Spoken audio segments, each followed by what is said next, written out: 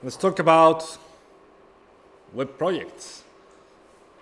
So today's workshop is going to be a bit different because I'm not going to focus on any particular technical aspect. Yes, a bunch of things that we'll play with often, but we don't pay attention about how or why it works like that. So I would like to talk about a bit about front-end and back-end. The first thing is project structure, something we sometimes don't focus as much as we should.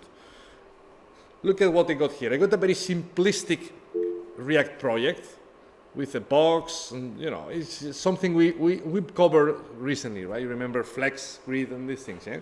It's not that important what we have here. So imagine that our application starts growing and we need to create many folders and files and components and things like that, yeah? In classic web development, we used to create, for instance, a folder called JavaScript. You see here, we used to create a folder called CSS and maybe HTML. Yeah, that doesn't work anymore. That was 90s. When you have free JavaScript files, free HTML files, and free CSS files, yeah, that doesn't look good. So one of the classic steps of a job interview is the unattended test. They send you a requirement. Please create a view with an input box and an image. Don't create a CSS folder. Don't create a JavaScript folder because it looks like you came from the past. Yeah, you are Marty McFly. In modern JavaScript, we tend to be more how to explain that user-oriented.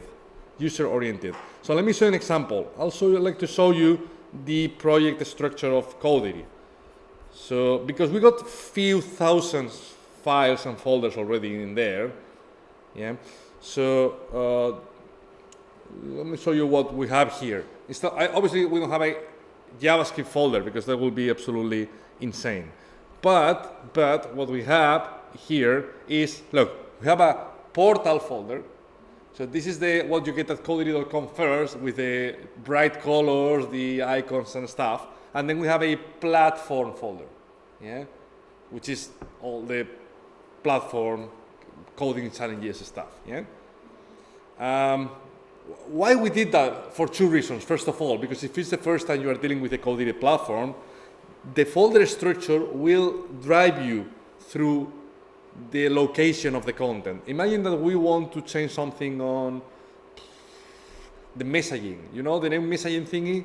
So is that part of the portal or platform? Platform, right? So I can drill down.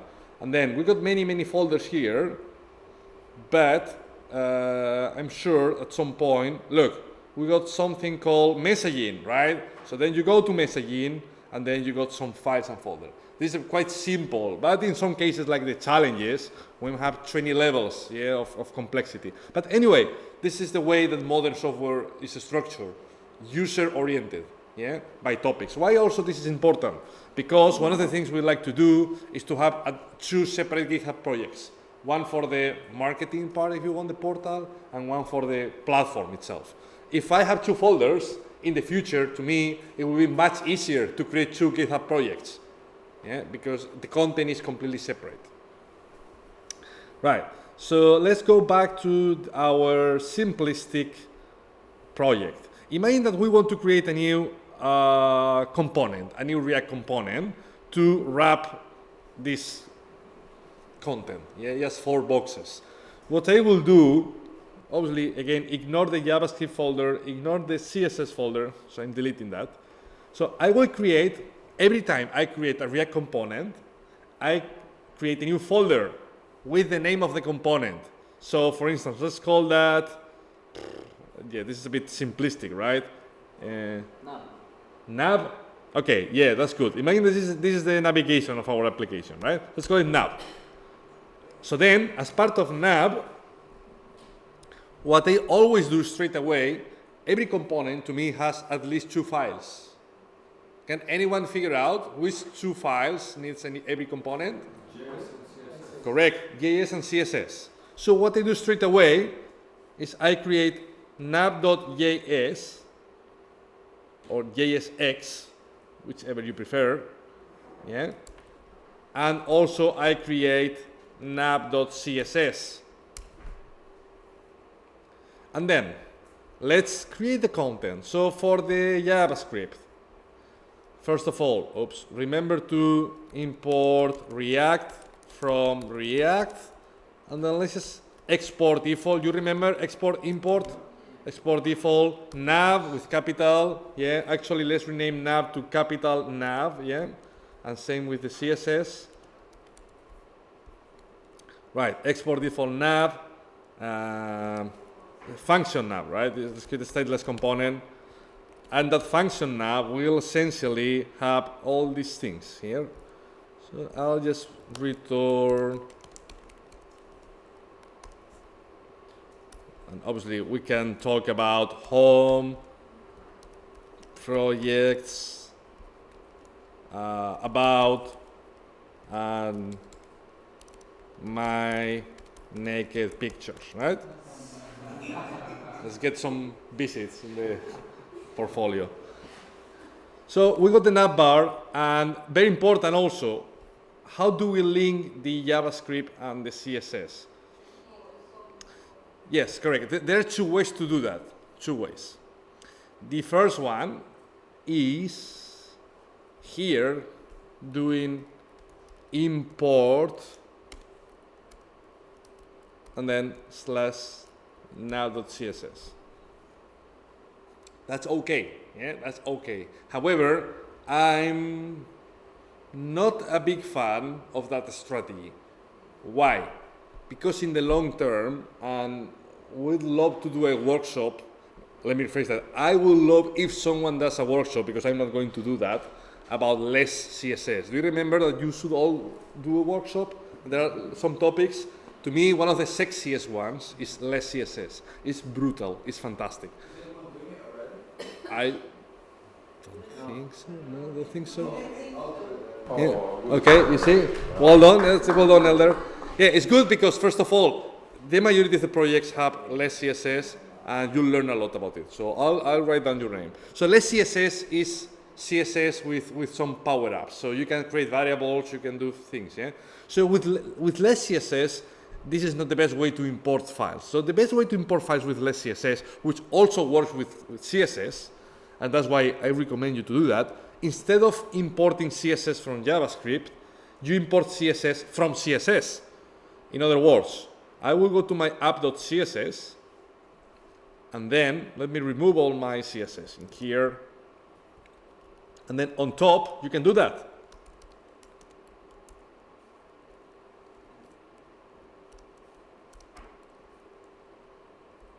You see?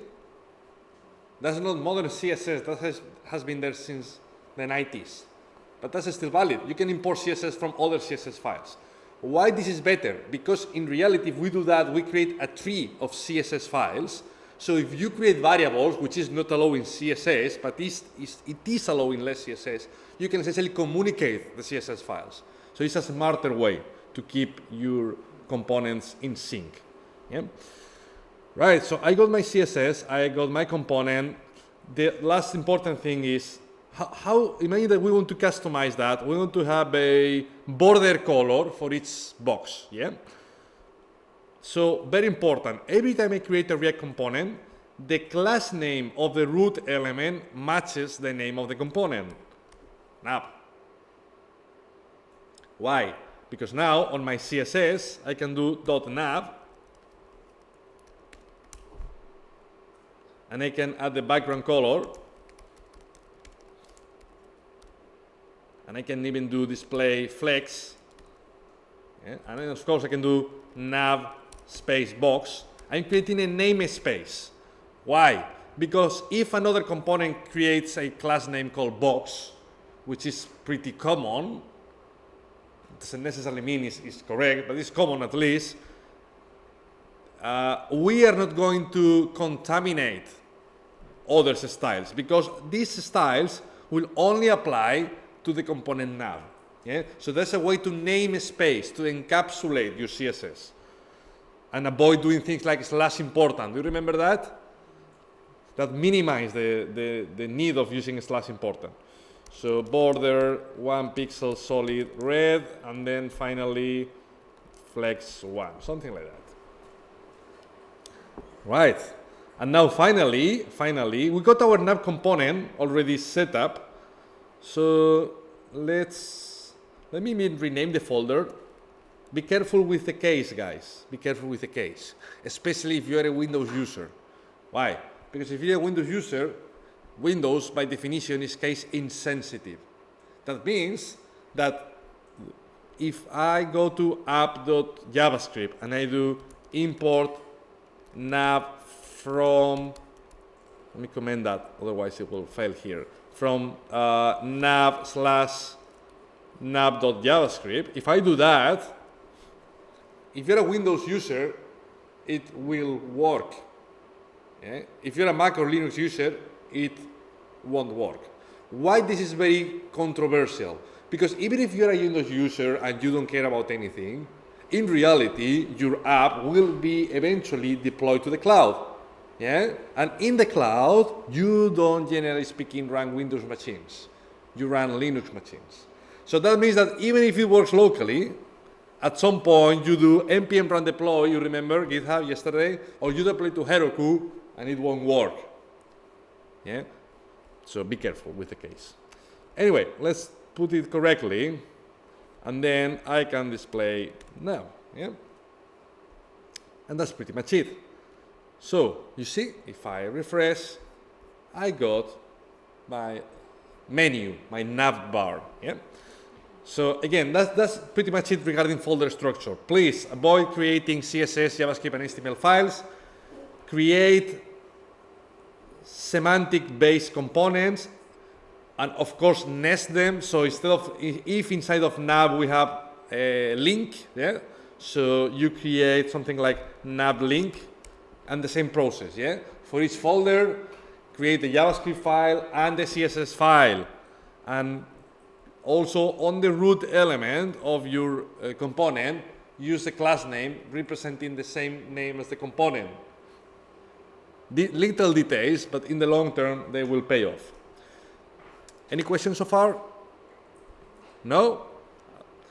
Cool. Let's talk about Webpack. If this is my application, let me increase the font size just for readability purposes. So font size 800 pixels.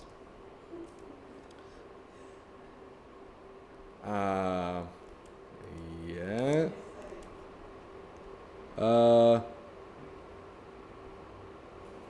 Oh, it's not. Oh, wait a minute. Why font size is not working? Hello? Interesting. Is it picking my changes?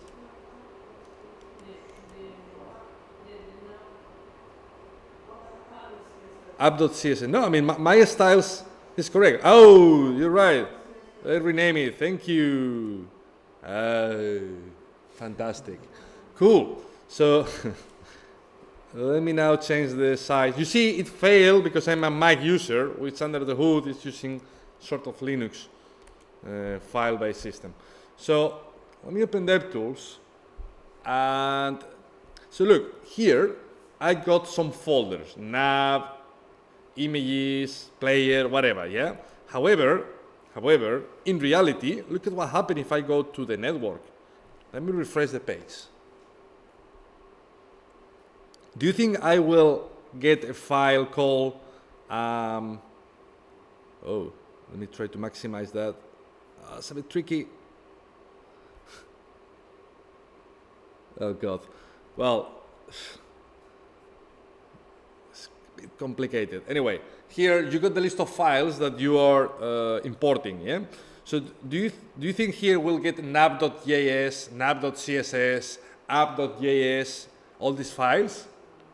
Not really, not really. Just pay attention to the files we got here. Bundle, chunk, main chunk, yeah? Weird files. What was that? What was that? This is something very important. In modern software development, in modern web development at least, what you get here in development time is completely unrelated to what you get here at execution time. Even though the result is the expected, there is something in between. Yeah? Something has been transformed. What has been transformed? Our files. Webpack, yeah, which is becoming a sort of standard to organize modern software, is a tool that is running in the background. So every time you change something, you can see probably at the bottom very quickly, because this is a small project, but Codeflix takes like 6 seconds, Codini takes like 6 seconds to compile. Yeah? But what is happening is under the hood, Webpack is concatenating all your files, is sometimes minifying them, and is essentially creating something optimum, something perfect-ish for the web. In other words, if I open any of these weird files, bundle.javascript, even though that looks completely random, weird, and obscure, at the end of the day, our code is here somewhere. Yeah? So why we have one ugly bundle file instead of 30 pretty source code files? Because this is more efficient in the web to serve one big file than 30 small files. It's just about efficiency. The HTTP protocol has some problems, and this is one of them. With the HTTP2 protocol that you may have heard about, that may change in the future. But still today, it's much more efficient to concatenate files. And also, if you are dealing with a production application, you'll see that that looks much worse. At least here, you can see this is JavaScript, yeah? Function, return. But if you go to a production application, you will see weird, everything in one line, impossible to do anything with that. Yeah? So this is what Webpack is about dealing with files and joining them in some specific way. Probably you've noticed that even though this looks ugly, in reality, if I go to sources, I can still access my source code.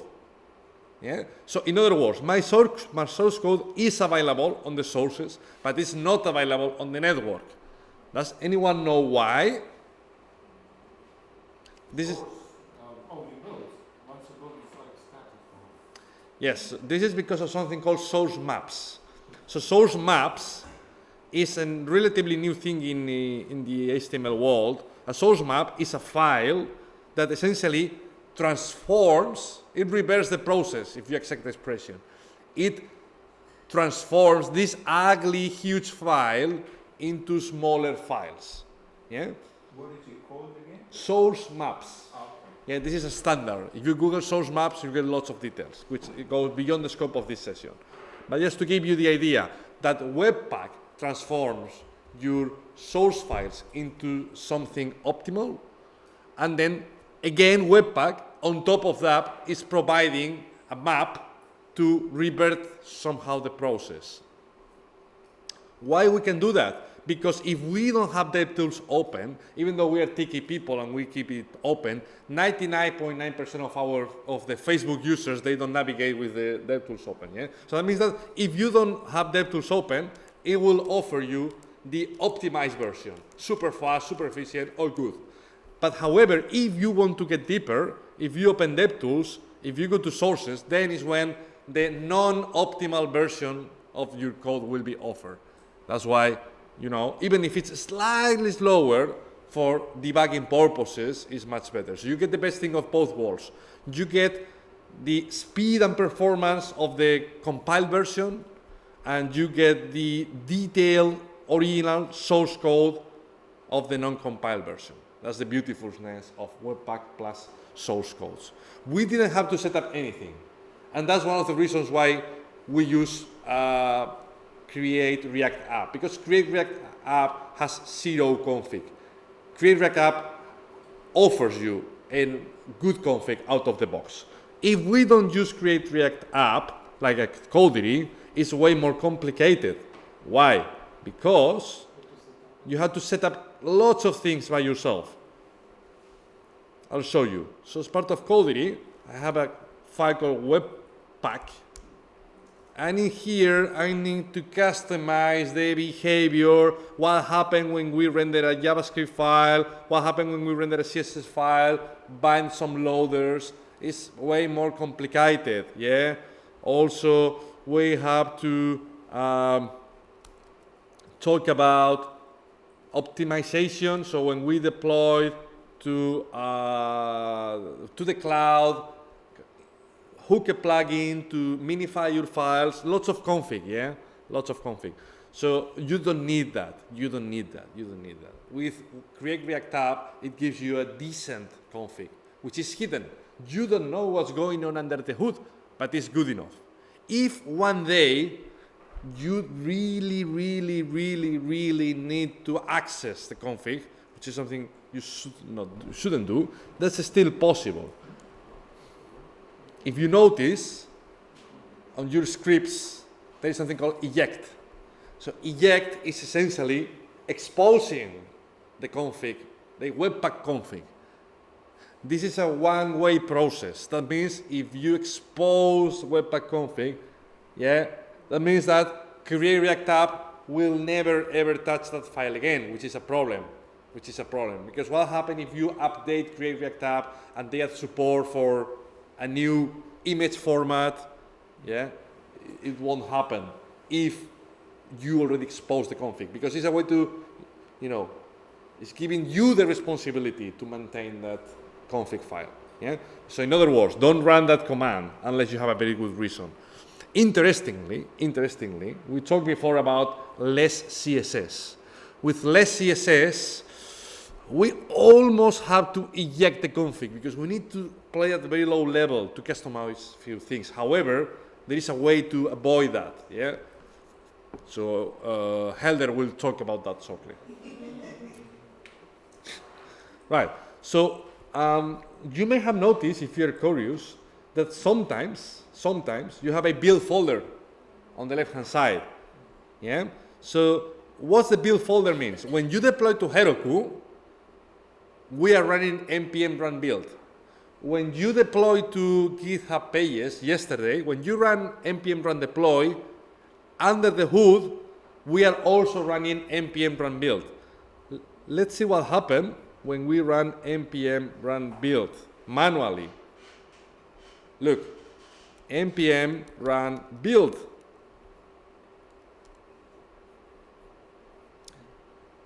Pay attention to the left-hand side, to the navigation panel.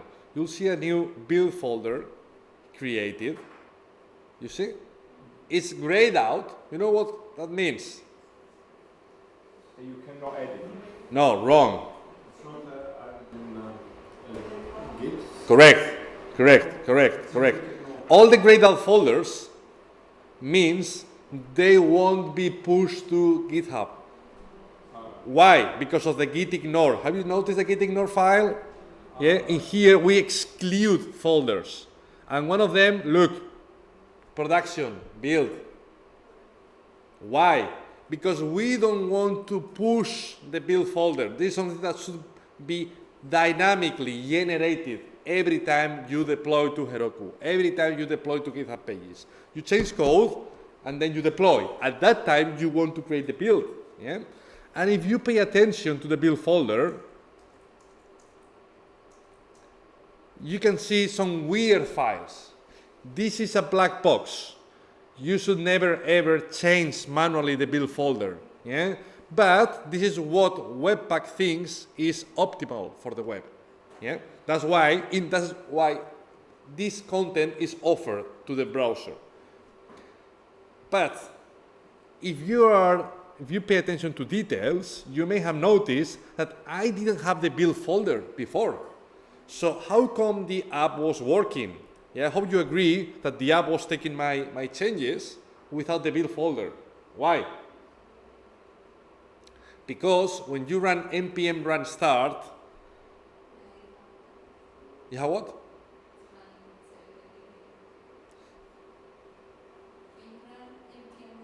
Yeah.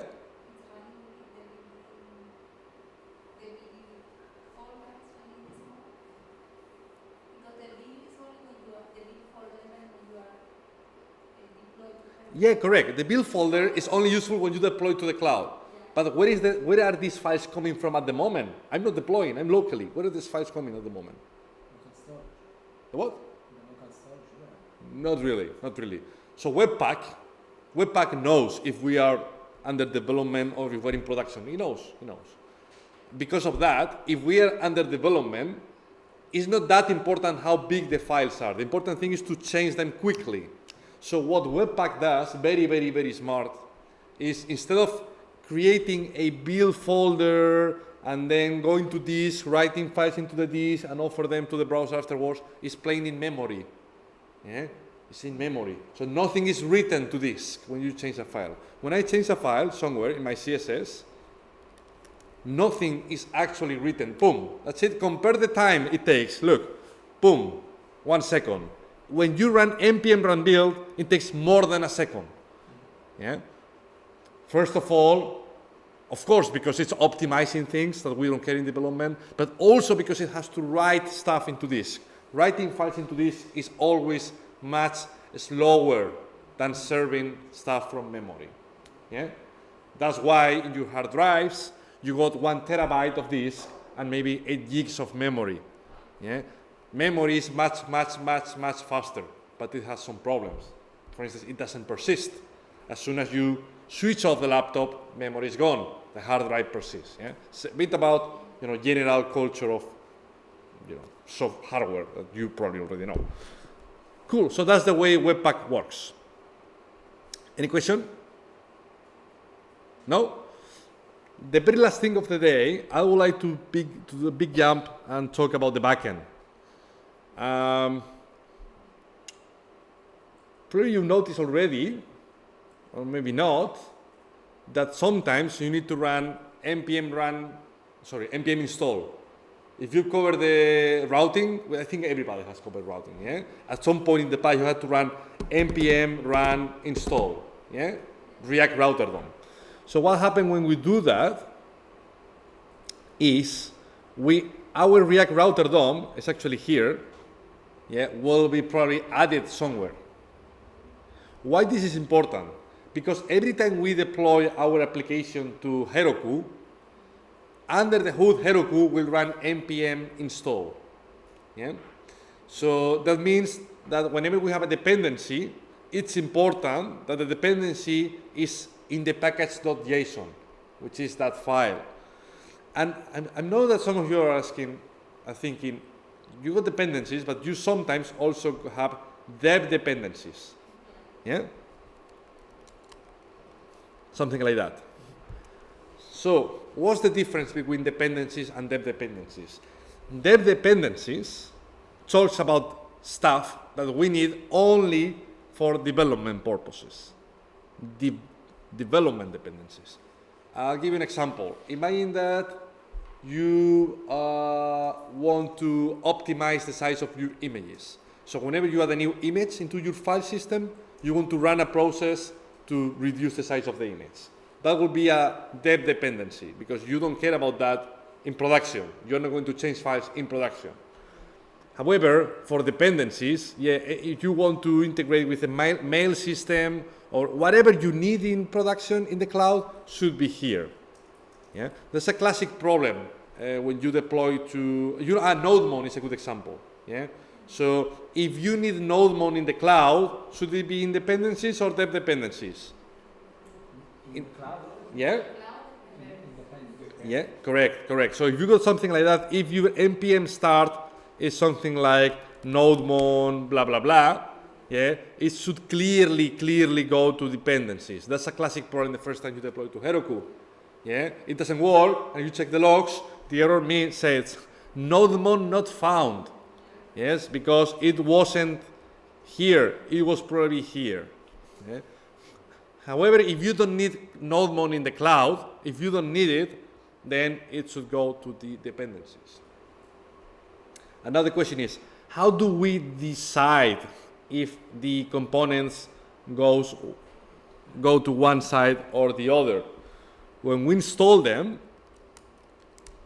on the right-hand side, we do npm install NodeMon and then dash. You remember that? Save. It will go to dependencies. Dash save dash dev. It will go to dev dependencies, which I just delete. Yeah. That was controversial, historically speaking. Why? Because if you imagine the following scenario, you work with conflicts, and then you change your laptop. That means you don't want to start conflicts again. You want to check out whatever you already had in the cloud. You want to clone it, and then every time you set up a new project, you run npm install. That's it. So npm install, which is what Heroku is doing as well, it will install everything. Yeah. What's the problem? If you install node mode, but you forgot to add it to dependencies or the dependencies, it won't get installed at all. Yeah, that's why it won't work.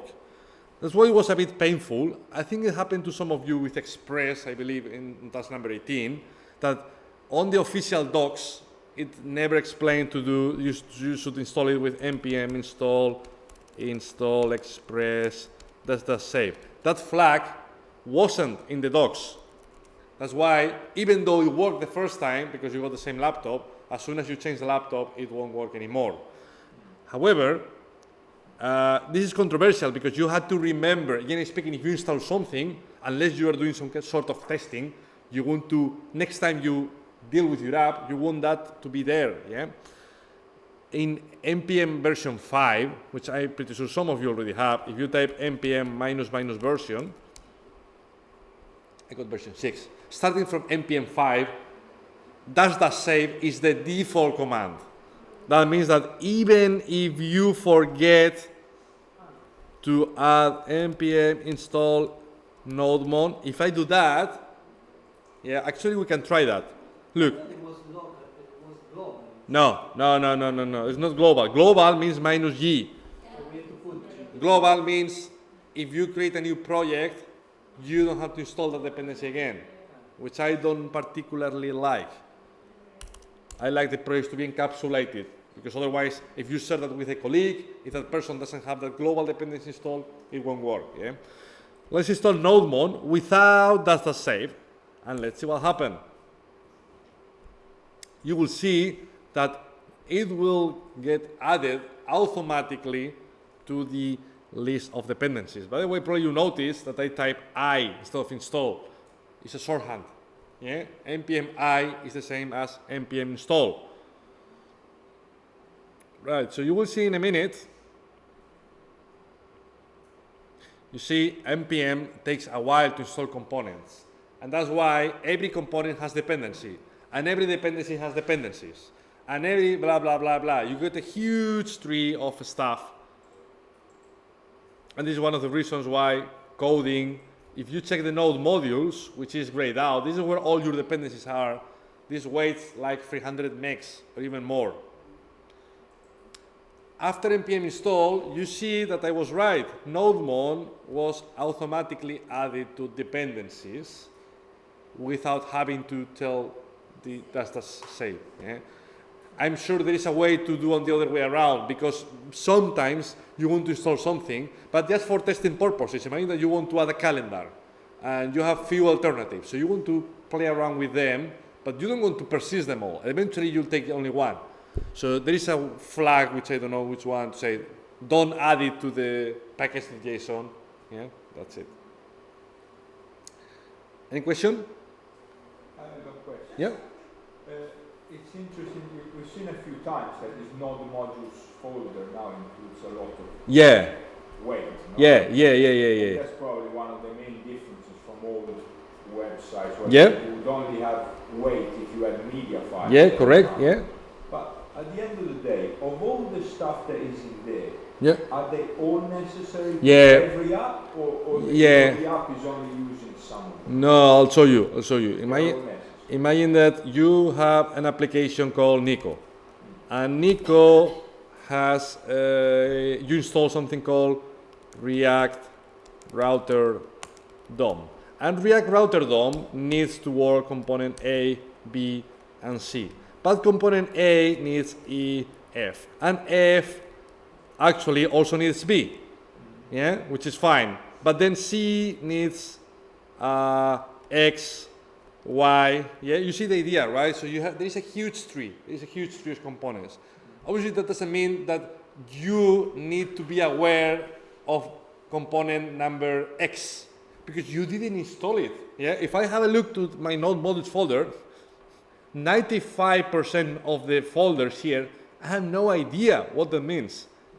What's accepts? What's that? I have no idea. But I don't care. If that folder is there, it's because it's required by someone. Yeah? Who? I don't know, and I don't care. That's a black box for us. Yeah? Still, historically speaking, NPM has been criticized because it looks like that can be optimized. Yeah? I don't know the details, but I got the feeling that if, in that particular example, if B is required by several components, I may be wrong, I'm not sure about that. But I get the feeling like with NPM, it gets installed many times, which is obviously not optimal. Yeah? If the component is needed by multiple components, why can't they reuse it? That's why now you got things like Yarn. You heard about Yarn, right? So Yarn is an alternative to NPM, which optimizes the process of generating your tree. Yeah? So if you're curious about that, yes, have a look.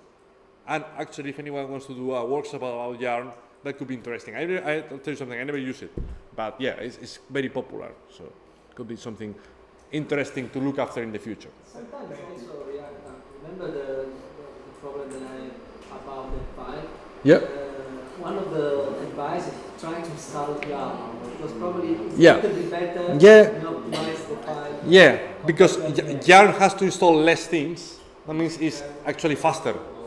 Yeah, because when installing NodeMon, maybe we had to install 4 dependencies that were there already, so we don't have to install them again. Uses the cache more efficiently. Anything else? Yeah.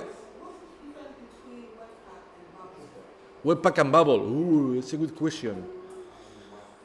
That's a really good question. So Webpack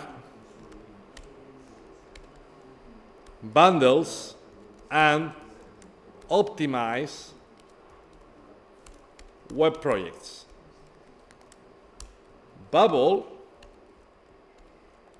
transpiles non-web code into web code, like JSX. The browser doesn't understand what React means. The browser doesn't play with JSX code. But in runtime, you got JavaScript code. So Bubble is the responsible to transpile JSX into JavaScript. Oops. Does anyone know what transpile means?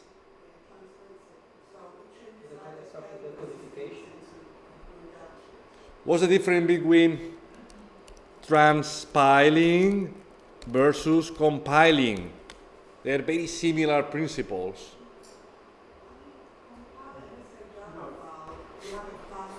Yeah? It's kind of something that you need to read, whereas the transpiling is something for the browser to need to read. Yeah, well, it's not that far, yeah? I don't know, compiling, which would mean like we compile to binary code. Like Yeah, to run. closer to machine. And Correct. it converts into JS, which is still interpreted. Yeah, but yeah, you yeah. can amend it and do. Still high level. Yeah. It's not machine code. Yeah, you're right. That's the way to describe it. Let me explain in a more technical way. So, transpiling translate code from similar level of abstraction, while compiling translate code from different level of abstraction. I'll give you an example. When we talk about React, at the end, React is something like JavaScript. It's something that humans can read. Yeah? So we don't compile React, we transpile React because we transform something similar to JavaScript into JavaScript. It's pretty much they play on the same league, on the same level. However, so that's React, for example. Something mentioned Java. Java is a good example. Java is compiled. Why? Because with Java, you got class, person, blah, blah, blah, that gets translated into bytecode. Bytecode is something weird. It's a different level of abstraction.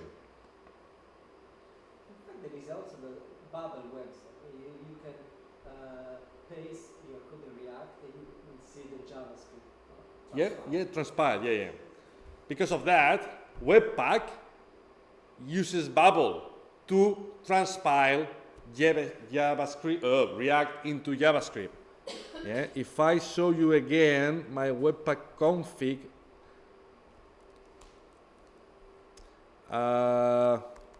you see, look, we can add hooks, rules. You don't have to really understand that, but more or less. Look at what we do here. We say, hey, Webpack, whenever you have to deal with a file, with a JSX file, which is a React file, please transform it using Bubble. So Webpack is delegating into Bubble the responsibility of generate the resulting code. Yeah? And pretty much the same thing with less. You remember less? Is less transpiled or compiled? It's transpiled because less is like CSS. So with less, we said, hey, Webpack, please, whenever our developers create a file with extension.less, please use these tools to transpile it into actual CSS file. Can we say that also transpiles, like the result of transpiling still looks a bit similar maybe to the original, and compiling looks... It looks similar. The level of abstraction is similar. Yeah. Thank you. What the level of abstraction means? How similar the code is. To me, is if you can understand one, you can understand the other. Yeah. With compilation, is clearly not the case because you cannot. If you open a bytecode file in Java, it's not human friendly. Yeah, that's all. Yeah. What is Docker? No, that's a container. No, that's a completely separate thing. Yeah, that goes beyond the scope of the bootcamp. Yeah, but Docker is something very popular. Why? Because without Docker, if you wanted to deploy something to the cloud, you have a machine, something in the cloud. But if you're growing and you want to create a new machine in the cloud, you have to manually copy, install everything. It was a tedious process. With Docker, you create an image, like a snapshot. And that means, hey, that box, this is my server. So if I need to extend it, it's just one file somehow. So I can just copy the same file and you got the same environment replicated. Yeah? Okay. It's a DevOps. So this machine, where you create an image or Yeah. sort of picture of your hard drive. Yeah. You can then Correct. Okay. When the platform goes down, which is something that happened yesterday in the middle of the React challenge, because it takes hours to analyze why it went wrong, what I did is I copy the image, which takes 6 minutes. So I got my server, I copied, and because it has the same config, that's it.